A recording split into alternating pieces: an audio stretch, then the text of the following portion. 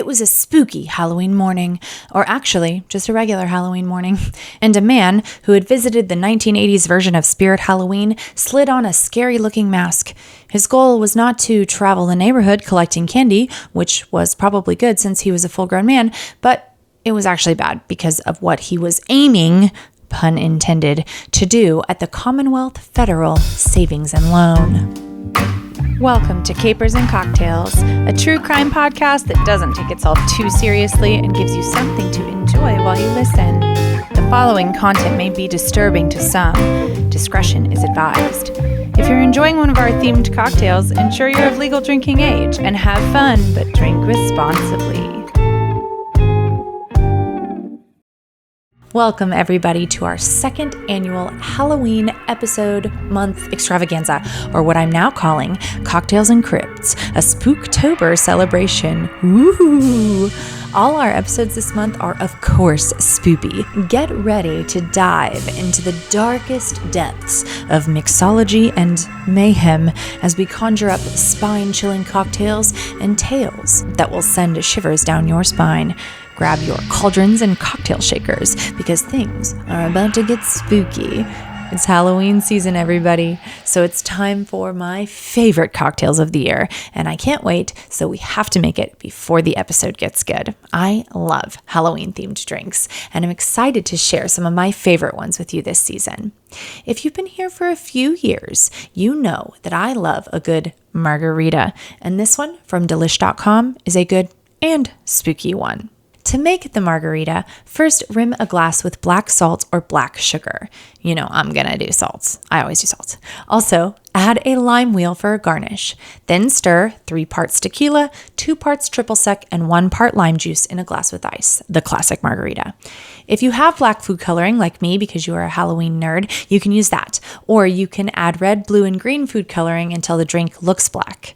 For the mocktail, replace the tequila with your favorite non-alcoholic tequila and the triple sec with orange juice, and enjoy like the witch or wizard you are. Shortly after the Commonwealth Federal Savings and Loan Association at 7149 Frankfort Avenue in Philadelphia opened for business around 9:15 a.m., a man cloaked in a black cape and a ghoul mask walked inside.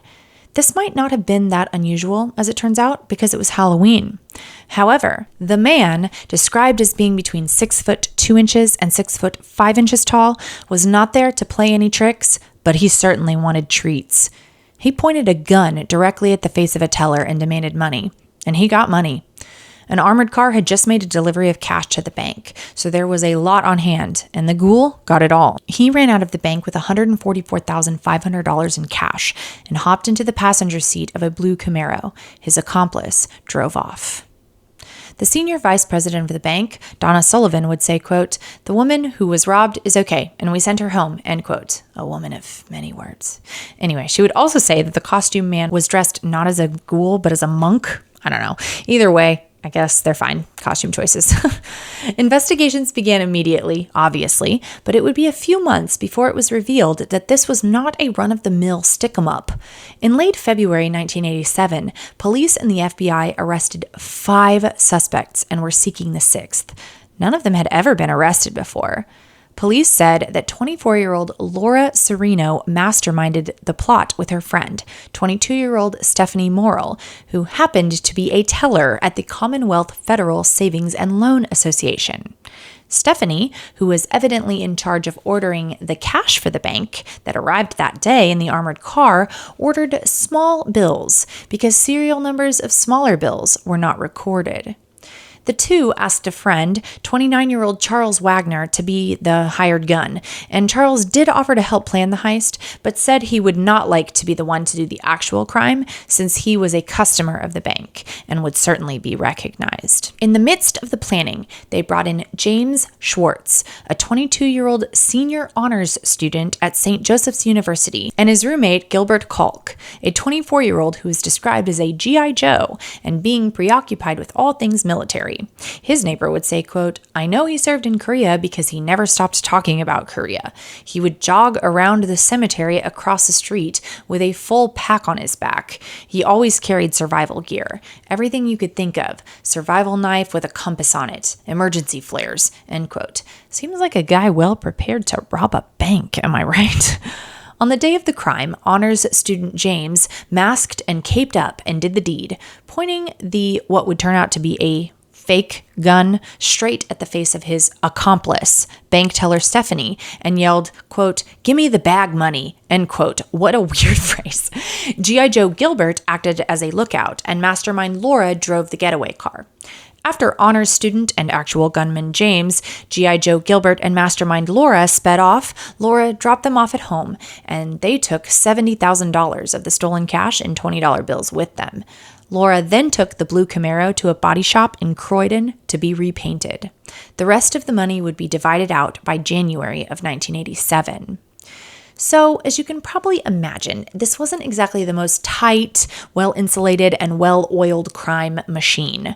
Some random person, Paula Cordero, was given $5,000 as an investment in cocaine, which the police report said was, quote, "an attempt to make more money for those involved in the robbery," end quote. Charles, the original bank customer who got $30,000 of stolen cash and evidently, according to one detective, quote, "was banging holes in the wall of his home and stuffing it with cash. Every time they needed $1,000 or $2,000, Wagner would break the plaster and take it out," end quote. He used his new influx of cash to fix up his house and buy presents for his kids. At one point, bank teller Stephanie and Mastermind Laura actually threatened to go to the police themselves after the men hired a neighbor, 20-year-old Jack Davis, to threaten the girls because the guys didn't think they were getting their fair share of the money, even though they got like over half of it. Anyway, that random guy Jack was also tasked with $60,000 to hold for safekeeping for G.I. Joe Gilbert and honors student and actual gunman James. They had been using their new influx of cash to merrily bar hop on weekends in a chauffeur-driven limousine. They also bought cases of Dom Perignon champagne for trips to New York. And they had been bragging for weeks about robbing a bank to anyone who would listen, including their neighbors. One of those neighbors would say, but nobody believed them, except apparently the FBI. In short, the whole thing was a mess. And it took investigators a longer time to make their way through all of it, mostly because so much money was stolen in such small bills. One detective would say, quote, "There was just too much money spread out all over. If it had been a $7,000 or $8,000 holdup, it might have been different," end quote. Mastermind Laura was charged with robbery, theft, receiving stolen property, conspiracy, making terroristic threats, simple assault, and possessing an instrument of crime after police found $2,020 of the stolen money, including $1,700 in consecutively numbered $10 bills in her bedroom. Mastermind Laura admitted to helping plan the crime and also confessed to using her 1973 Chevrolet Camaro with a stolen license plate as the getaway car. Roommates, honors student and actual gunman Jason, and G.I. Joe Gilbert were charged with robbery, conspiracy, theft, receiving stolen property, simple assault, terroristic threats, and possessing an instrument of a crime. Bank teller Stephanie was charged later with conspiracy to commit bank robbery and would tell authorities that they spent most of the money on drugs and partying. Cocaine dealer Paula was charged with receiving stolen property. The original bank customer Charles was charged with robbery, conspiracy, and related offenses. Before they could even go to trial for the Halloween crime, G.I. Joe Gilbert and bank customer Charles paired up for another crime, where they drove a truck through the front window of a different bank, grabbed $20,000 in money bags, and sped away in a stolen Lincoln Town Car. Mastermind Laura would say, quote, "For them to do this again while the other case is still pending is pure stupidity," end quote. I mean, I think I have to agree with her there. On October 19th, 1988, bank teller Stephanie, Mastermind Laura, bank customer Charles, honor student and actual gunman James, and G.I. Joe Gilbert were indicted on charges of conspiracy to commit bank robbery. They were all found guilty and sentenced to somewhere between 3 and 5 years in federal prison for the crime. They were also ordered to go to drug treatment and to pay back the stolen money in the form of restitution. The other two that had been arrested originally, James, the guy that hid the money and did the threatening, and Cocaine Paula, were let off for their small, relatively speaking, roles in the crime. The only money of the almost $150,000 that was stolen that was ever recovered was the $2,020 that Mastermind Laura had stashed away in her apartment. Thanks for hanging out with me. I hope you appreciate the haunts and scares this Halloween season on Capers and Cocktails, because I've got to say they're extremely hard to come by. Everyone wants to talk about all the gruesome real-life things that happen during this season, not the funny things. If you know of a good case that I could do next season, you can comment on any social media platform, or you can visit www.capersandcocktails.com with the "and" spelled out, and I have a contact form you can fill out and it comes straight to me. I'd love any funny capers or hauntings, okay, the hauntings don't have to be funny, that I can use for the next season of the show. Y'all are the best. Next week, another case of giving out exactly the wrong kind of candy on Halloween, and a Mexican hot chocolate, because I love hot chocolate so much. I hope it's getting crisper and cooler where you live. I'll see you for our next installment of Cocktails and Crypts, a Spooktober celebration. Moo! And remember, there are always alternatives to putting on a Halloween mask and robbing a bank.